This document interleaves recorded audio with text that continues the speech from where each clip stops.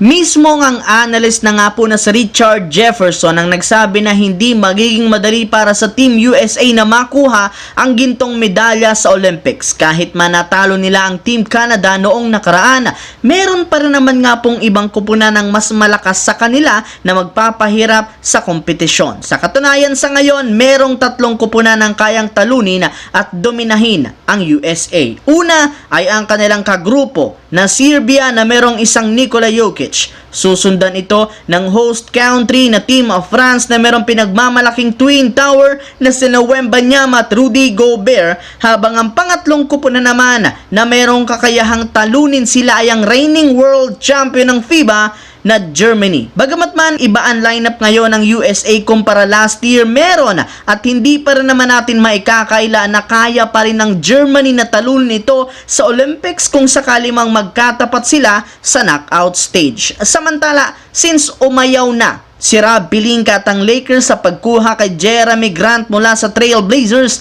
sa isang trade, unti-unti na lamang nga pong kumukonte ang mga malalaking manlalaro na maaari nilang makuha. At ang mahirap pa dyan, base sa inilabas na balita, mukhang bibitawan na rin naman muli ng Lakers ang kanilang pagkasa na makuha si Lauri Markkanen matapos maibulgar na hindi nga pumayag si Rob Pelinka sa hinihingi nitong trade package ng Utah na sina Austin Reeves at ilang future first round picks. Yes mga idol, nagmamatigas muli ang front office ng Lakers at pinapanindigan nila ang kanilang sinabi noon na ayaw nilang i-trade si Austin Reeves kahit ano man ang mangyari.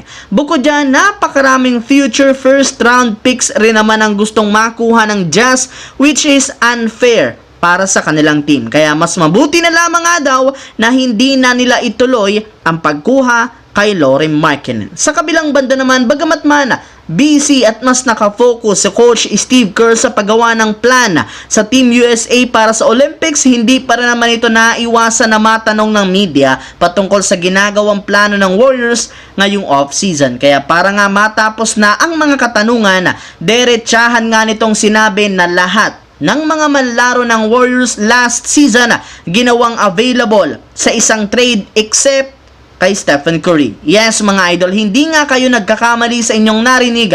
Handa ang front office ng Warriors na buwagin ang buong lineup at bumuo ng isang bagong team para lamang kay Stephen Curry. Naniniwala sila na hanggat naglalaro ito sa kanilang team, meron silang tsansang makasungkit ng kampyonato, sadyang kailangan lamang nilang makakuha ng ilang magagandang pyesa na tutulong sa kanya. At dahil sa sinabing nito ni Coach Steve Kerr, nangangahulugan lamang kumpirmado nga hindi pa sila tapos sa paggawa ng trade ngayong off-season, gayong meron nga silang nilulutong move na posibleng mangyari sa mga susunod na linggo.